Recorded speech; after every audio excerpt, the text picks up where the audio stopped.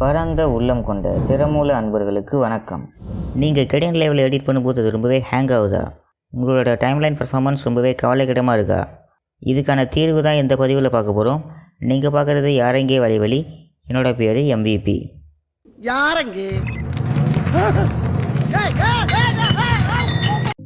Okay, இப்போ நம்ம Kdenlive open பண்ணலாம். ஓகே, நம்ம டால்ஃபின்லேருந்து ஒரு 4K வீடியோ கிளிப்பை இங்கே இம்போர்ட் பண்ணுறோம். ஓகே, இந்த வீடியோ வந்து ஒரு 4K வீடியோ கிளிப்பு. இதை வந்து டைம்லைனுக்கு இம்போர்ட் பண்ணிக்கிட்டேன். இதில் உள்ள ஆடியோவை ரிமூவ் பண்ணிக்கிறேன். Ctrl+Shift+G அன்குரூப் பண்ணி ஆடியோவை மட்டும் டெலிட் பண்ணிக்கிறேன்.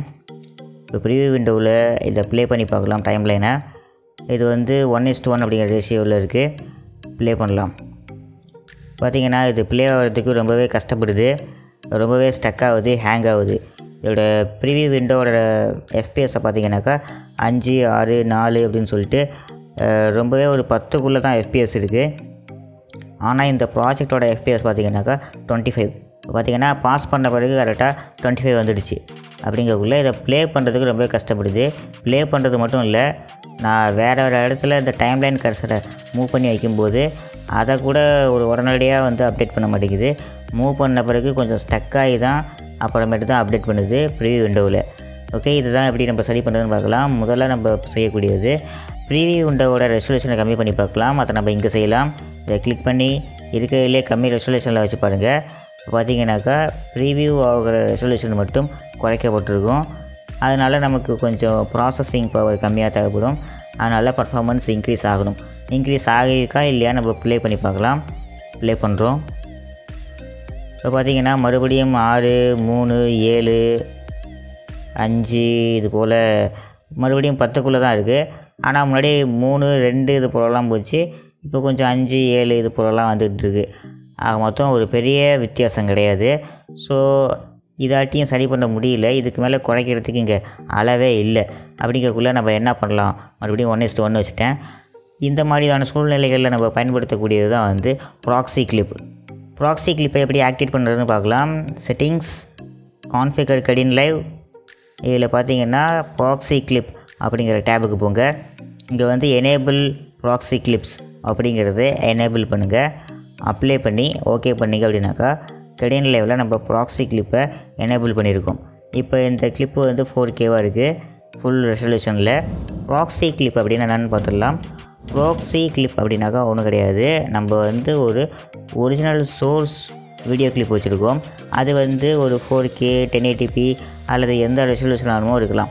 அதோட ஒரிஜினல் ரெசல்யூஷனில் அந்த ஒரிஜினல் வீடியோ கிளிப் இருக்குது. Kdenliveலையோ அல்லது வேறு எந்த வீடியோ எடிட்டிங் சாஃப்ட்வேர்லேயும் இம்போர்ட் பண்ணும்போது அதோட ஃபுல் ரெசல்யூஷனை ரீட் பண்ணி தான் நம்ம டைம்லைனில் அதை வந்து ஒர்க் பண்ணிகிட்டு இருப்போம்.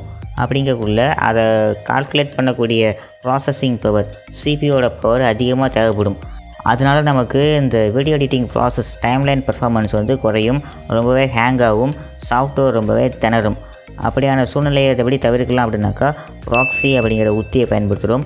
இந்த ப்ராக்ஸி அப்படிங்கிற உத்தி என்ன பண்ணுது அப்படின்னாக்கா ஒரிஜினல் சோர்ஸ் ஃபைல் இருக்கு இல்லையா, வீடியோ ஃபைல், அந்த வீடியோ ஃபைலை அப்படியே ஒரு இடத்துல பேக்கப் பண்ணி வச்சுக்கிட்டு அதுக்கு பதிலாக அந்த ஒரிஜினல் வீடியோ ஃபைலை ரோ ரெசல்யூஷனுக்கு அதுவே கம்மி பண்ணுது. அதாவது ரெசல்யூஷனை டவுன் சாம்பிள் பண்ணி கம்மி பண்ணுது. அப்படி கம்மி பண்ண புது ஃபைல் இருக்குது இல்லையா, கம்மி ரெசல்யூஷன் உள்ள ஒரு ஃபைல், அந்த ஃபைலை மட்டும் நம்ம எடிட் பண்ணுறதுக்கு யூஸ் பண்ணிக்குது. அப்போ கம்மி ரெசல்யூஷன் தான் அந்த ஃபைலில் இருக்குது. அப்படிங்கிறதுனால அதை நம்ம எடிட் பண்ணும்போது அதிகமான CPU பவர் தேவையில்லை. ஸோ நம்ம எடிட்டிங் பர்ஃபார்மன்ஸ், அதாவது டைம்லைன் ப்ரிவியூ எல்லாமே வந்து ரொம்பவே ஸ்னாப்பியாக, ரொம்பவே வேகமாக இருக்கும், ஹேங் ஆகாது. ஆனால் வந்து நம்ம எடிட் பண்ணி முடித்த பிறகு ரெண்டர் பண்ணும்போது பார்த்திங்கன்னா சாஃப்ட்வேர் ஆட்டோமேட்டிக்காகவே ஒரிஜினல் ஃபைல் இருக்குது இல்லையா, ரெசல்யூஷனில் எந்த பாதிப்பும் இல்லாத கம்மியாகாத ஒரிஜினல் ஃபைல், அந்த ஒரிஜினல் ஃபைலில் இருக்கிற இன்ஃபர்மேஷன் எடுத்து தான் நமக்கு வந்து ரெண்டர் பண்ணும். அப்படிங்கிறதுனால நமக்கு ரெண்டரிங் அவுட்புட்டில் எந்த குவாலிட்டி காம்ப்ரமைஸும் இருக்காது, குவாலிட்டியாகவே இருக்கும் வீடியோ. ஆனால் நம்ம எடிட் பண்ணும்போது மட்டும் நம்ம பர்ஃபார்மன்ஸை நம்ம பிசி தாங்கலை, அந்த அளவுக்கு ஃபுட்டேஜை நம்ம பிசியில் உள்ள ஸ்பெக்கு வந்து ஓட்டுறதுக்கு உதவ மாட்டேங்குது, திணறுது. அப்படிங்கிற பட்சத்தில் நம்ம இந்த ப்ராக்ஸி அப்படிங்கிற உத்தியை பயன்படுத்தி ஒரிஜினல் வீடியோ கிளிப்போட ரெசல்யூஷனை கம்மி பண்ணி நம்ம எடிட் பண்ணும்போது யூஸ் பண்ணிக்கிறோம். ரெண்டர் பண்ணும்போது சாஃப்ட்வேரே ஆட்டோமேட்டிக்காக அந்த ஒரிஜினல் ஃபைல்லேருந்து இன்ஃபர்மேஷன் எடுத்து ரெண்டர் பண்ணிக்கும். ஸோ அவுட்புட் வீடியோவில் எந்த காம்ப்ரமைஸும் இருக்காது, எந்த குவாலிட்டி லாஸும் இருக்காது. இதுதான் வந்து ப்ராக்ஸி கிளிப். ஓகே, இப்போ நம்ம இந்த வீடியோவுக்கு ப்ராக்ஸி கிளிப்பை எனேபிள் பண்ணி பார்க்கலாம், அப்ளை பண்ணி பார்க்கலாம். ரைட் கிளிக் பண்ணுங்கள். இந்த லிஸ்ட்டில் ப்ராக்ஸி கிளிப் அப்படின்னு சொல்லிட்டு ஒரு ஆப்ஷன் இருக்கிறத நீங்கள் பார்க்கலாம். அந்த ஆப்ஷன் ஆனால் இப்போ டிசேபிள் இருக்குது. என்ன காரணம், நம்ம தான் இங்கே போய்ட்டு அதை எனேபிள் பண்ணிட்டோமே செட்டிங்ஸில் அப்படின்னாக்கா, ஒரு தடவை செட்டிங்ஸை மாற்றின பிறகு நம்ம Kdenlive ரீஸ்டார்ட் பண்ணணும். ஸோ இப்போ நம்ம ரீஸ்டார்ட் பண்ணலாம். Kdenlive க்ளோஸ் பண்ணுறேன். மறுபடியும் Kdenlive ஓப்பன் பண்ணுறேன். ஓகே, Kdenlive ஓப்பன் பண்ணியாச்சு. இப்போ டால்ஃபின்லேருந்து நம்ம இந்த அதே 4K வீடியோவை மறுபடியும் இம்போர்ட் பண்ணுறோம். ஓகே, இம்போர்ட்டும் பண்ணியாச்சு. இப்போ நம்ம இதை வந்து டைம் லைனுக்கு இம்போர்ட் பண்ணிக்கலாம். ஆடியோவையும் ரிமூவ் பண்ணிக்கிறேன். ஓகே, இப்போ இந்த ஃபைலை வந்து நம்ம இந்த கிளிப்பை ப்ராக்ஸி கிளிப்பாக எனேபிள் பண்ணணும் அப்படின்னாக்கா ரைட் கிளிக் பண்ணி ப்ராக்ஸி கிளிப் அப்படிங்கிறது இப்போ எனேபிள் பண்ணுறதுக்கு எதுவாக இருக்கும் பார்க்கலாம். அதை நீங்கள் எனேபிள் பண்ணிங்க அப்படின்னாக்கா இது போல் ப்ராக்ஸி அப்படின்னு சொல்லிட்டு மேலே P அப்படிங்கிற சிம்பிள் வந்துடும். இந்த சிம்பிள் எந்த கிளிப்லலாம் இருக்கோ அது எல்லாமே ப்ராக்ஸி கிளிப் அப்படின்னு அர்த்தம். ஓகே, இப்போ நம்ம இந்த டைம் லைனை ப்ளே பண்ணி பார்க்கலாம். ரெசல்யூஷன் டைம்லைன் ரெசல்யூஷன் மறுபடியும் 1:1 அப்படின்னு சொல்லிட்டு ஃபுல்லில் தான் இருக்குது. இப்போ நம்ம ப்ளே பண்ணலாம். ஓகே, இப்போ பார்த்தீங்கன்னாக்கா கரெக்டாக 25 FPS கான்ஸ்டண்ட்டாக ப்ளே ஆகிட்டுருக்கு. எந்த லேகும் இல்லை, எந்த ஹேங்கும் இல்லை, ரொம்பவே அருமையாக ப்ளே ஆகுது. இப்போ நம்ம வேறு இடத்துல டைம்லைன் கர்சரை ஸ்விட்ச் பண்ணும்போதும் மாற்றி வைக்கும்போதும் நமக்கு உடனடியாக ரெஸ்பான்ஸ் வருது, எந்த லேகுமே இல்லை. ஓகே, போன கேஸில் பார்த்தீங்கன்னாக்கா 1-2 வீடியோ தான் வச்சுருந்தோம். அதை நம்ம மேனுவலாக ரைட் கிளிக் பண்ணி இதுக்கு ப்ராக்ஸி எனேபிள் பண்ணுன்னு சொல்லி சூஸ் பண்ணிக்கிட்டோம். ஆனால் இங்கே பார்த்தீங்கன்னாக்கா நிறைய வீடியோ கிளிப்ஸ் இருக்குது. இது எல்லாத்துக்கும் நான் ஒரு தடவை கிளிக் பண்ணி ப்ராக்ஸி எனேபிள் பண்ணுன்னு சொல்லிட்டு ப்ராக்ஸியை எனேபிள் பண்ணிகிட்டு இருக்க முடியாது. இதுவே இங்கே ஒரு 10 கிளிப் இருந்ததுன்னா ஓகே. இதுவே நிறைய வீடியோ கிளிப்ஸ் நம்ம ப்ராஜெக்டில் இம்போர்ட் பண்ணி யூஸ் பண்ணிட்டுருக்கோம். அப்படிங்கிறதுக்குள்ள எல்லாத்துக்கும் ஒன்றா மேனுவலாக ப்ராக்ஸியை எனேபிள் பண்ணுறது ரொம்பவே கடினமான செயல். அதை எப்படி எளிமையாக்குறது அப்படின்னாக்கா மறுபடியும் செட்டிங்ஸ், கான்ஃபிகர் Kdenlive, ப்ராக்ஸி அப்படிங்கிற டேப்பில் பார்த்தீங்கன்னாக்கா இங்கே எனேபிள் பண்ண பிறகு generate for videos larger than 1000 pixels அப்படின்னு சொல்லிட்டு இருக்கும். அதை எனேபிள் பண்ணிக்கோங்க. அதே போல் இமேஜஸுக்கும் எனேபிள் பண்ணிக்கலாம். 2000 பிக்சல்ஸுக்கு மேலே இருந்தால் ப்ராக்ஸி ஜெனரேட் பண்ணு அப்படின்னு சொல்லிட்டு. இதுக்கு என்ன அர்த்தம் அப்படின்னாக்கா, நீங்கள் ஏதாவது ஒரு வீடியோ கிளிப்பை ப்ராஜெக்ட் பின்னுக்கு இம்போர்ட் பண்ணும்போது அந்த வீடியோ கிளிப்போட ரெசல்யூஷன் 1000 பிக்சல்ஸுக்கு மேலே இருந்தது அப்படின்னாக்கா நம்ம Kdenlive ஆட்டோமேட்டிக்காக அந்த கிளிப்பை ப்ராக்ஸி கிளிப்பாக மாற்றிடும் உங்களுக்காக. அதே போல் தான் இமேஜும்.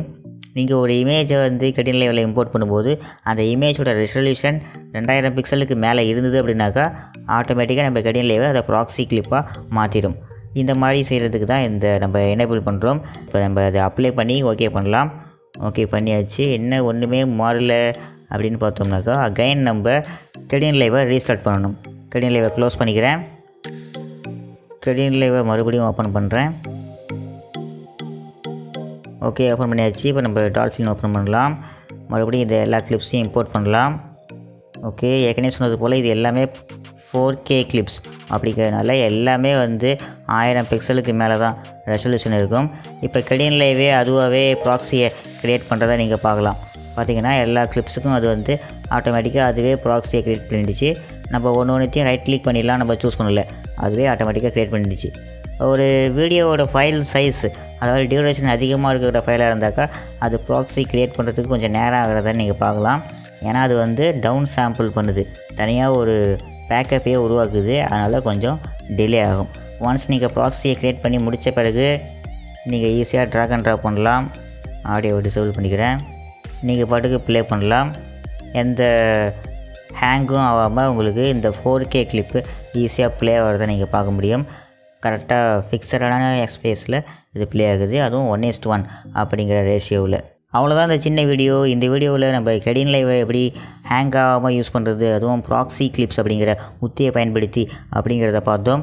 இந்த வீடியோ கண்டிப்பாக உங்களுக்கு பிடிச்சிருக்கும், பயனுள்ளதாகவும் இருக்கும் நம்புகிறேன். அப்படி பிடிச்சது பயனுள்ளதாக இருந்தது அப்படின்னாக்கா மறக்காமல் லைக் பண்ணுங்கள், உங்கள் ஃப்ரெண்ட்ஸுக்கும் ஷேர் பண்ணுங்கள். உங்களோட கருத்துக்கள் அல்லது வேறு ஏதாவது வீடியோ தேவையா அப்படிங்கிற எல்லாத்தையும் மறக்காமல் கமெண்ட் பண்ணுங்கள். இது வரைக்கும் வீடியோ பார்த்ததுக்கு ரொம்ப நன்றி. உங்களை நான் அடுத்த பதிவில் சந்திக்கிறேன். அது வரைக்கும் அருங்கலை ஆற்றுக.